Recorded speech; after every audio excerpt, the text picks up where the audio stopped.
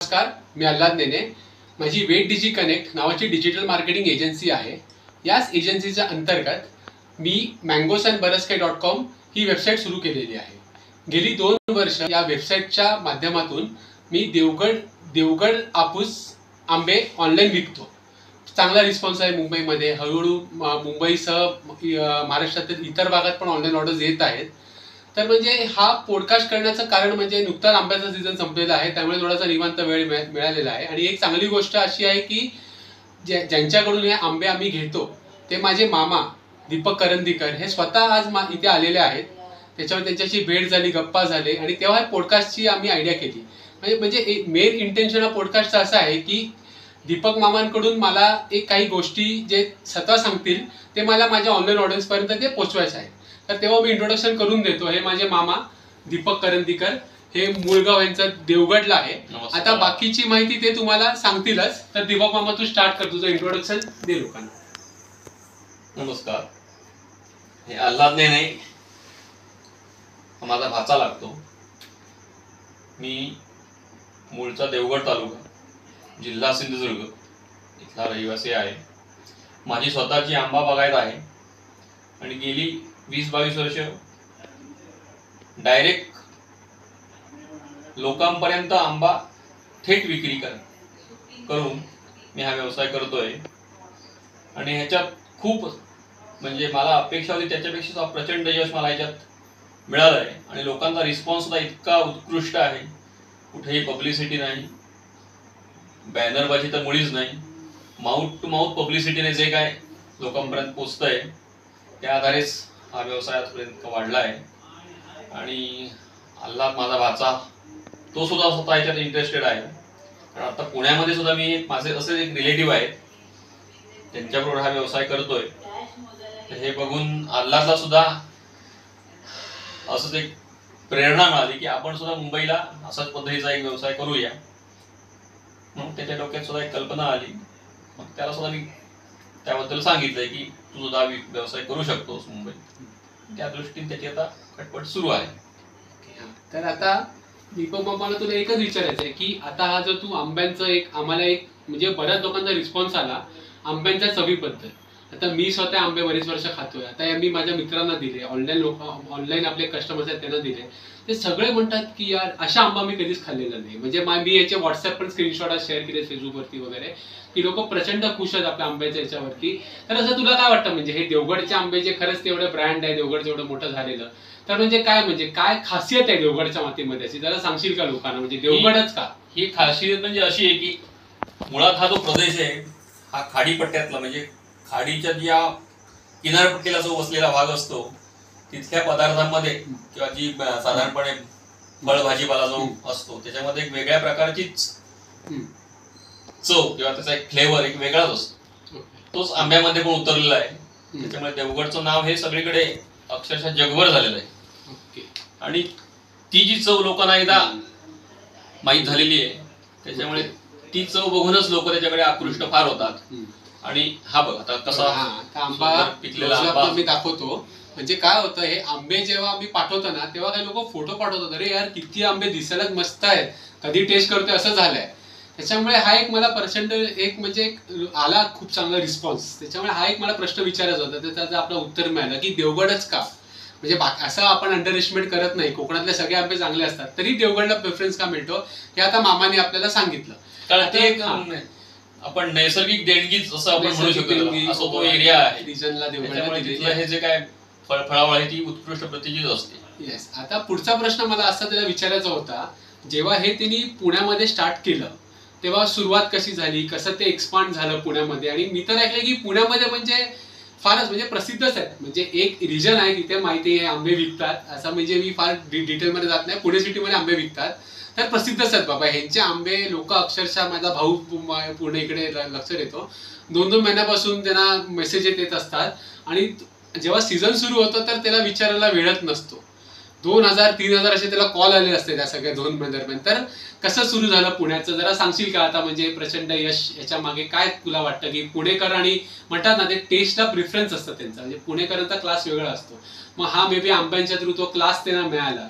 तर काय वाटतं तुला? तर जस्ट पुण्याचे शॉर्ट मध्ये सांग ना, कसं तू स्टार्ट केलं आणि कसं सुरू झालं आणि कसा रिस्पॉन्स म्हणजे आता वाढत वाढत गेला? जसा तू माझा नातलग माझा भाचा आहे तसाच पुण्याला माझा अजून एक रिलेटिव्ह आहे. ओके.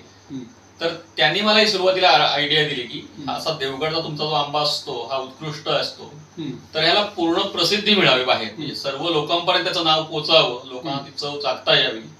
या उद्देशाने त्या रिलेटिव्हनीच मला रिक्वेस्ट केली की तू इथे अशी खाजगी स्वरूपाची आंबा विक्री सुरू करू शकतोस. मग त्याच्यातून मला ती प्रेरणा मिळाली हळूहळू. तिथे एक सुरुवातीला मी 5 पेट्या आणून ठेवल्या होत्या. लोकांना ते त्यांच्या संपर्कात जे लोक होते त्यांना ते सांगत असत आणि तिथे लोक येऊन घरीच येऊन ते मुक्त खरेदी करत आणि त्यांनी ती चव घेतल्यावर ते त्यांच्या रिलेटिव्हना किंवा त्यांच्या संपर्कात जे लोक आहेत त्यांना ते सांगत की असा आंबा त्या ठिकाणी उत्कृष्ट मिळतो. अशी माउथ टू माउथ पब्लिसिटी झाली आंब्याची. त्याच्यात मग त्या 5 पेट्या संपल्यानंतर मग अजून 5 पेट्या घेऊन आलो, त्याही पटकन संपल्या. मग असं करत करत करत एक ह्या स्टेजला आता आलो की जिथे आम्ही आता 1000 पेट्या इथे पुण्यामध्ये, म्हणजे साधारण 5 डझनाची आपण ऍव्हरेज पेटी धरली तर 1000 × 5 म्हणजे 5000 डझन आंबा आम्ही आता इथे पुण्याला विकतोय दरवर्षी. त्याचं गेलं 20-22 वर्ष अव्याहतपणे चालू आहे. आणि आता तू जसं म्हटलंस की तू पण ह्याच्यातनं जरा थोडं प्रेरणा घेतलीस, तुला सुद्धा असं वाटतंय की मुंबईत सुद्धा हे सुरू करावं, कारण तू स्वतः तर टेस्ट केलीच आहे त्याच्या आधी, पण हे लोकांपर्यंत जास्तीत जास्त पोचावं आणि त्यानुसार चव चाखता यावी. ऑथेंटिक देवगड हापूस म्हणजे काय असतं ते जरा माहिती हे लोकांना कळावं, म्हणून त्या दृष्टीने तू खटपट करतोयस. चांगली गोष्ट आहे. आणि असंच तू म्हणजे तू जो प्रयत्न करतोय खूप चांगले आहेत, लोकांपर्यंत सुद्धा खरा देवगड हापूस या निमित्तानं. आता मला याच्यातलं एक जरा ट्रिकी क्वेश्चन असं विचारायचं आहे की आंबा म्हटलं की थोडीशी लोक घाबरतात मुंबईमध्ये, म्हणजे असं अरे आंबा खराब निघाला तर काय होणार. आणि खरं सांगायचं तर आंबा फळ असं आहे ना, आणि आपल्याला माहिती आहे की आपल्या म्हणजे मामाचे आंबे माझ्या 100% केमिकल फ्री असतात, त्याच्यामुळे कधी कधी थोडीशी बाटीला लागणं म्हणा, काही लोक हँडलिंग पण महत्वाची असते. आता ऍक्च्युली यावर्षी जमलं नाही, पुढच्या वर्षी मी आम्हाला सांगणार आहे आंबे भरताना आंबे कसे वापरावे, वरचा थर खालचा थर रंग कसे फिरतात ते सगळ्या लोकांना मी सांगणार आहे व्हिडिओ बनवा. त्याच्यामुळे काही लोक कन्फ्यूज होतात, मग कधी कधी आंबे खराब निघतात. मग हा आंब्यांमध्ये जो डॅमेज हा पार्ट असतो तो तुम्हालाही तो फेस करावा लागतो. कधी कधी वेदर बदलतं, म्हणजे कोकणामध्ये अचानक पाऊस येतो, म्हणजे कधी कधी काही लॉट हे दिसतं. तर हे कसं प्रमाण असतं, मग ते तुम्ही कसं हँडल करता, म्हणजे काय काळजी खास घेता? तसं मी तुझं बघितलंय पॅकिंगवर एकदम एकही जे गवताचे थर वगैरे आहेत, म्हणजे हे कसं जमतं, हे कसं म्हणजे नॉलेज कसं, म्हणजे जरा सांगशील का लोकांना कसं तुम्ही करता सगळं? मुळात आंबा हे अतिशय नाजूक असं फळ आहे आणि देवगडच्या आंब्याची खासियत म्हणजे ह्याची साल पूर्णपणे पातळ असते या आंब्याची. त्याच्यामुळे हवामानात जो बदल होतो तो इमिजिएट ह्याच्यावर त्याचा इफेक्ट होतो. आणि अति हीट पण चालत नाही ह्याला, अति थंडावा पण चालत नाही, असं थोडं मध्यम हवामान याला लागतं. आणि मुळात काळजी म्हणजे तशी बघितलं तर आंब्या झाडाची ही 12ही महिने काळजी घ्यावी लागते. पण आंबा झाडावरून तोडताना पूर्ण पक्व झालेला आंबा त्याचीच तोड करावी लागते. तो पूर्ण पक्व झालेला असेल तरच तो त्याला गोडी चांगली मिळते त्या आंब्याला. त्या दृष्टीने तिथे पण काळजी घेणं महत्वाचं आहे. त्याचे आंबा प्रत्यक्ष झाडावरून जे उतरवतात लोक, तो व्यवस्थित पारखूनच आंबा काढला जातो, जेणेकरून तो व्यवस्थित लवकर पिकेल. पण कारण आंब्याचा जर कोवळा आंबा काढला तर चवीला तो चांगला मिळणार नाहीच, पण त्याबरोबर तो पिकायला सुद्धा खूप लेट होतो त्याचा. आणि ते जे समाधान लोकांना जे अपेक्षा असते ती पूर्ण होत नाही. त्याच्यामुळे तो काढणीपासूनच त्याला एक काळजी घ्यावी लागते. त्याचप्रमाणे वाहतूक करताना सुद्धा आंब्याची शक्यतो रात्रीच्या वेळेलाच, म्हणजे दिवसा वाहतूक न करता संध्याकाळच्या वेळेलाच तो आंबा, जेणेकरून पहाटेपर्यंत तो विक्रीच्या ठिकाणी पोहोचेल अशा स्वरूपातच ती आपल्याला गाडी सोडावी लागते, म्हणजे जेणेकरून हँडलिंग सुद्धा व्यवस्थित होतं आणि लोकांना तो व्यवस्थित लागतो. काही वेळेला आंब्यात आता इतर फळांप्रमाणे ह्याच्यात सुद्धा प्रॉब्लेम येतात. म्हटलं की शेवटी नॅचरली काही गोष्टी आपण त्या टाळू शकतच नाही त्याला, तरी जेवढं चांगलं जेवढं करता येईल तेवढं आम्ही करायचा प्रयत्न करत असतो. त्यामुळे कंप्लेंट येण्याचं प्रमाण तसं खूपच कमी. कंप्लेंट येतात नाही अशा नाही, पण त्या मानाने खूप कमी.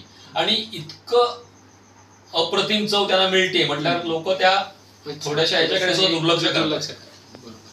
आता मला पुढचा प्रश्न असा विचारायचा होता, याचं उत्तर तू दिलंस आता बऱ्याच प्रमाणात. म्हणजे लोकांना वाटतं की आंबे म्हणजे काय रे, मार्चला सुरू केले, मेला संपले, 3 महिने झाले, मग नंतर आराम असतो. तसं नाही. म्हणजे तसं जेव्हा मी अजून डीप या विषयावरती घुसलो, जेव्हा मुंबईत विकायला सुरू केले, आपले फोन कॉल्स वाढले. म्हणजे मी एकदा कोकणात पण आलो होतो, त्यामुळे जाणवलं की तुम्ही मला बोलल्याप्रमाणे डिसेंबर पासून आय थिंक प्रोसेस सुरू होतं, मोहर लागतो आंब्याला वगैरे. तर मग हे जवळजवळ 3-4 महिने आधीचे जे जातात, म्हणजे डिसेंबर, जानेवारी, फेब्रुवारी, हे जे 3 महिने जरा लोकांना सांग एक्झॅक्टली, म्हणजे जे कसं डिसेंबर पासून ते तू आधी सांगितलं आंबा कसा काढतो आपण, कसा कवळा आपण फळ वगैरे हे करत नाही, एक परफेक्ट टाइमलाच आपण आंबा तो उतरवला जातो आतमधनं. तर जे डिसेंबरला पहिला मोहर येतो त्याच्यापासून जो आंबा कैरी होईपर्यंत तुम्ही कशी काळजी घेतली जाते, कसं त्यांना पाणी घातलं जातं, खत घातलं जातं, याच्यात एक व्हिडिओ पण केलाय. पण जरा शॉर्ट मध्ये तू सांगशील का हा प्रोसेस कसा होतो? म्हणजे साधारणपणे दिवाळीचा सीझन म्हणजे एक ऑक्टोबर नोव्हेंबर महिना साधारण आपल्याकडे थंडी सुरुवात होती आणि त्यावेळेपासून त्या थंडीमुळे झाडांना मोहर यायचं, मोहराची सुरुवात होती झाडाला. तो मोहरायला लागली झाडं, तिथपासून झाडांची काळजी घेणं हे आलंच. त्याच्यावर योग्य ती औषधांची फवारणी करणं, ती सुद्धा सौम्य मात्रेतली औषधं. हल्ली शेतकऱ्यांचा कल असा असतो की जास्तीत जास्त औषधं फवारून जेणेकरून जास्तीत जास्त उत्पादन कसं घेता येईल, इकडे लोकांचा कल असतोच. पण आम्ही शक्यतो कमीत कमी फवारणीमध्ये कसा आंबा तयार करता येईल ह्याकडे जास्ती लक्ष असतं. त्या दृष्टीने तसं ती काळजी घेऊन फवारण्या केल्या जातात. गरज असेल तेव्हा झाडांना पाणी सुद्धा दिलं जातं. फळगळ जास्ती होऊ नये याच्यासाठी पाणी पण झाडांच्या मुळाशी दिलं जातं. खताची मात्रा सुद्धा आवश्यकतेपर्यंत दिली जाते. आणि पूर्ण हा 2 महिने जो ऑक्टोबर नोव्हेंबर पासून तर साधारण फळ पक्वईपर्यंत पहिले 4 महिन्याचा कालावधी असतो. जानेवारी फेब्रुवारी पर्यंत 4 महिने ही व्यवस्थित काळजी जर घेतली तर आंब्याचा उतारा चांगला होतो आणि मग पुढे आपल्याला चांगल्या क्वालिटीचा आंबा मिळतो. म्हणजे एक लोकांना सांगायचं मला, जे कोकणातील लोकांना माहिती असेल पण इतर लोकांना म्हणजे जे आता महाराष्ट्रातील जे बघत आहेत पॉडकास्ट आहे, की नुसतं मार्च एप्रिल नाही हो, ते नोव्हेंबर डिसेंबर पासून बिहाइंड द सीन्स कामं सुरू होतात आणि नंतर तुमच्याकडे ते मार्च पासून सगळं आपल्याला दिसतात, कैरी लागलेली, मग ते रील दिसतात तुम्हाला, आधीचे नाही दिसतात. हे जी मेहनत आहे ना ती फार आहे, म्हणजे सोपं नाही येतो आंबा मेंटेन करणं पण. तर हा एक विषय होता, तो डिस्कस करायचा होता. थोडक्यात म्हणजे आंब्याचा सीझन आटोपला साधारण मेच्या अखेरीपर्यंत, बरोबर सीझन संपतो आणि त्याच्यानंतर फ्लॉवरिंगला सुरुवात होईपर्यंत म्हणजे मे पासून ते ऑक्टोबर पर्यंत हे मधले 4-5 महिने जे आहेत ह्या झाडांचं पोषण किंवा झाड हेल्दी कसं राहील त्या दृष्टीने कोणत्या खतांची मात्रा त्याला द्यावी लागेल त्याच्यावर पूर्णपणे लक्ष केंद्रित केलेलं असतं. त्या 4 महिन्याच्या पिरियडमध्ये झाडाच्या मुळात योग्य त्या प्रमाणात खतांची मात्रा देणं, योग्य ते अन्न घटक जसे आपल्या शरीराला आवश्यक अन्न घटक असतात त्याप्रमाणे झाडांना सुद्धा तसेच आवश्यक असतात ते त्यांना पुरवणं. म्हणजे ही 4 महिन्याची काळजी त्यावेळी पण घ्यावीच लागते. म्हणजे असं नाही की आंबा उतरवून तो पिकवायचा लोकांना विकायचा इतपत नाही, पूर्ण 12ही महिने शेतकरी एक्झॅक्टली. म्हणजे एक आपल्याला इन्फॉर्मेशन माहिती पडली की 12 महिने कोकणातला शेतकरी आंबा उत्पादनामध्ये इन्व्हॉल्व असतो. त्याच्यामुळे एवढं चांगलं तुम्हाला आंबे खायला मिळतात. म्हणजे हा एक आपल्याला म्हणजे जो गैरसमज आहे की काय मार्च एप्रिल मे डिसेंबर, तो तसा नाहीये, तो पूर्ण वर्षातच आहे.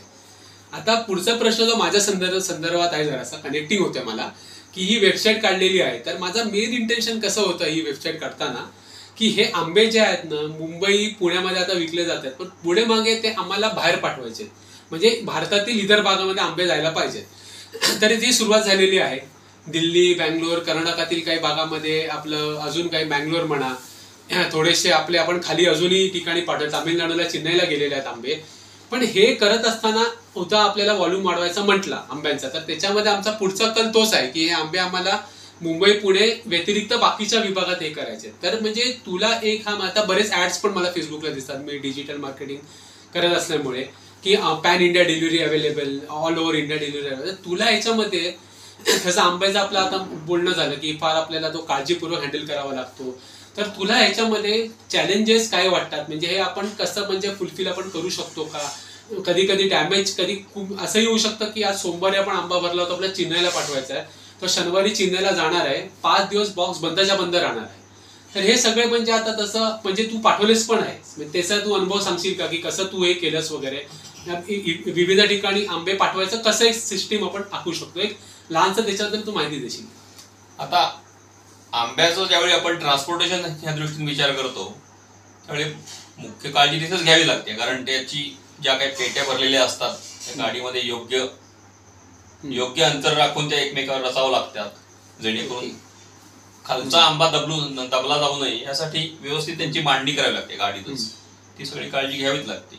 पण ज्यावेळी लांबच्या ठिकाणी, उदाहरणार्थ आता बेंगलोर, हैदराबाद त्या ठिकाणी सुद्धा आमचा आंबा बऱ्यापैकी चांगल्या पद्धतीने जात असतो.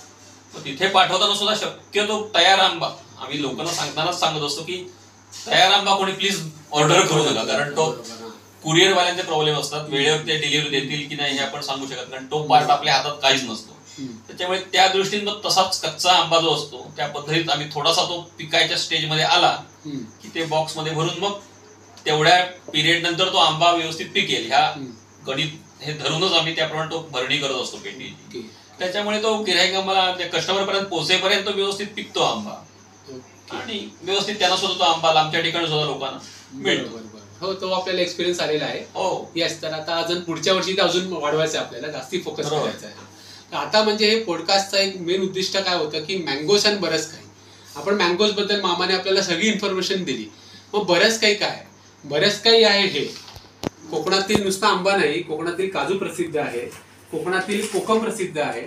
आता बाकीचं एक फणस आहे, फणसाची भाजी आता आम्ही नाही पण ती पण अंडर प्रोसेस आहे. आणि आंबा संपल्यावर काय बाबा, मी 2 महिने आंबे खाल्ले नंतर कशी टेस्ट करायची, तर हा आमरस आम्ही बाटली आणि पाऊच याच्यामध्ये याच आंब्यांचा आमरस आम्ही सुरू केलाय विकायला. तर हे आमचे प्रोडक्ट्स बरंच काहीच्या अंतर्गत आम्ही विकतोय.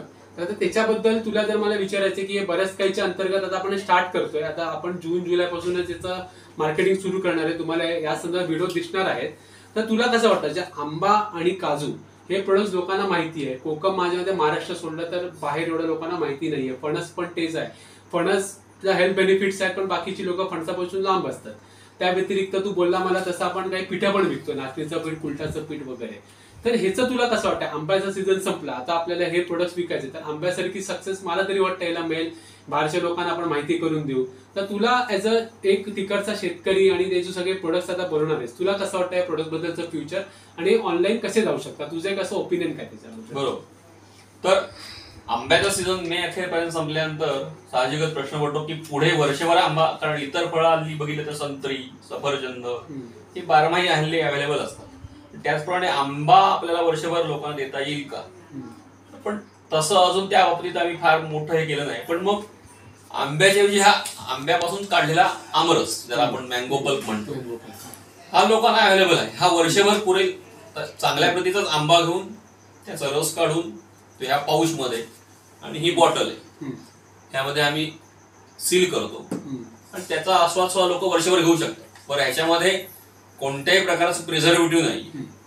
ही जशी आंब्याची ओरिजिनल टेस्ट लागते आमरसाची तशीच ह्याची पण लागणार आहे. ह्याचा जास्ती उपयोग लोकांना परदेशात जो आंबा पाठवतात, परदेशात आमची जी मुलं असतात किंवा त्यांचे रिलेटिव्ह कोण असतात त्यांना सुद्धा आंब्याची मागणी करतात ते, मग त्यांना पाठवणं जर आंबा अवघड पडतो, कारण मग त्यांचे जे नॉर्म्स असतात परदेशातले फळांबद्दल ते प्रत्येक देशाचे वेगवेगळे असतात. पण हे प्रोसेस फूड जे असतं त्या बाबतीत मग आपण तशा पद्धतीने ते पाठवू शकतो. म्हणजे आंबा पाठवण्याऐवजी आपण त्यांना हा पल्प पाठवू शकतो. दुसरी गोष्ट म्हणजे ह्याचं वजनात सुद्धा, कारण आंबा पाठवतो आपण त्यावेळी पूर्ण आंब्याचं वजन गृहीत धरलं जातं, त्याप्रमाणे कुरिअरचे चार्जेस त्याला लागतात. पण हा पल्प केल्यामुळे तुमचा नेट जो पल्प असतो तेवढ्याच वजन तुम्हाला हिशोबाने तुम्हाला ते पे करावं लागतं. त्याच्यामुळे तुम्हाला तो स्वस्त पण पडतो आणि ओरिजिनल हापूस खाल्ल्याचंच समाधान तुम्हाला होतं. त्याच्यामुळे ही पाऊच मध्ये आहे, हा बॉटल मध्ये कुठलाही प्रिझर्वेटिव्ह न वापरता हा 1 वर्षभर राहू शकतो. तर असा हा आमरस तुम्हाला वर्षभर घेऊन मिळू शकतो. त्याचप्रमाणे हे कोकम, आमसूल आपण म्हणतो, हे रातांबा म्हणत एक फळ असतं, त्यापासून हे आमसूल बनवतो आपण. हे सुद्धा घरच आम्ही घरीच बनवतो. पण हा काजू आहे, तर ह्या इतर ज्या गोष्टी आहेत ह्या सुद्धा सीझनलच आहेत. त्या साधारणपणे आंबा ज्या पिरियडला असतो त्याच पिरियडला ह्यांचा पण पिरियड असतो. कोकम म्हणा, काजू, फणस, ह्या अशा गोष्टी त्याच्यामुळे आमचा मेन फोकस आंब्याकडे असल्यामुळे तिकडे जास्ती लक्ष देता येत नाही. पण लोकांचा हळूहळू मागणी वाढली त्यावरून मग थोडं थोडं आम्ही हे आता सुरू करतोय. हे सुद्धा आता मोठ्या प्रमाणात आम्हाला करायची अशी इच्छा आहे. जसं जमेल त्याप्रमाणे आपण ह्या इतर वस्तूचा लोकांपर्यंत पोहोचू. तर मग शेवटचं म्हणजे एंड करताना एक मला सांगायचं आहे की आंब्यानंतर जे प्रोडक्ट देणार आहोत की सध्या लोकांना मुंबईमध्ये स्पेशली किंवा इतर मेट्रोजमध्ये प्रिझर्वेटिव्ह विषय असतो, तर कुठल्याही प्रोडक्टमध्ये प्रिझर्वेटिव्ह नाही आहे. आम्ही 0 प्रिझर्वेटिव्ह सगळे प्रोडक्ट्स करणार आहोत. आंबरसामध्ये पण प्रिझर्वेटिव्ह नाही आहे. तेव्हा हे तुम्ही जे हेल्थ कॉन्शियस लोक आहेत त्यांच्यासाठी तुम्ही वापरू शकता आणि बाकी जेव्हा पिठं येतील, नाचणीचं पीठ किंवा कुलटाचं पीठ, ते एकदम मस्त असतं हेल्थसाठी, तरी तुम्ही वापरू शकता. तर तसे हे प्रोडक्ट्स आता येत जाणार आहेत. आम्ही काय करणार आहोत, ही व्हिडिओ सिरीज आपण कंटिन्यू करणार आहोत. आता तुम्हाला कोकणातले व्हिडिओज पण दिसतील या चॅनलवरती, मँगोस अँड बरस काही वरती. माझा मामा असेल तो व्हिडिओज करणार आहे, वेगळी माहिती देणार आहे. म्हणजे नुसतं मी कोकम विकणार नाही आहोत, पण कोकम कसं बनलं जातं, त्याचा मागचं प्रोसेस काय ही लोकांना मी दाखवणार आहोत. तर मग तेव्हा तुम्ही काय करा, याच्या पुढील व्हिडिओसाठी पण आमच्या चॅनलशी कनेक्टेड राहा. आणि जाता जाता आपण दीपक मामाला थँक्यू म्हणणार आहोत. त्यांनी या पॉडकास्टच्या थ्रू आपल्याला बरीच माहिती दिली. आंब्यांपासून ते कोकणातील इतर प्रोडक्ट्स पर्यंतची चांगली माहिती तुम्हाला मिळालेली आहे. तेव्हा यस, थँक्यू मामा टाइम दिल्याबद्दल. आणि जास्तीत जास्त लोकांपर्यंत आमचं उत्पादनं, हा आंबा हे सगळं पोचवायचा आमचा नेहमीच प्रयत्न असतो. आणि तुमच्यासारखे स्वतःहूनच प्रेरणा घेऊन लोक ज्यावेळी मला सांगतात की हे लोकांना खूप आवडते, त्यावेळी ऐकून बरं वाटतं, समाधान वाटतं. लोकांना सुद्धा खऱ्या खऱ्या गोष्टींची चव कळते.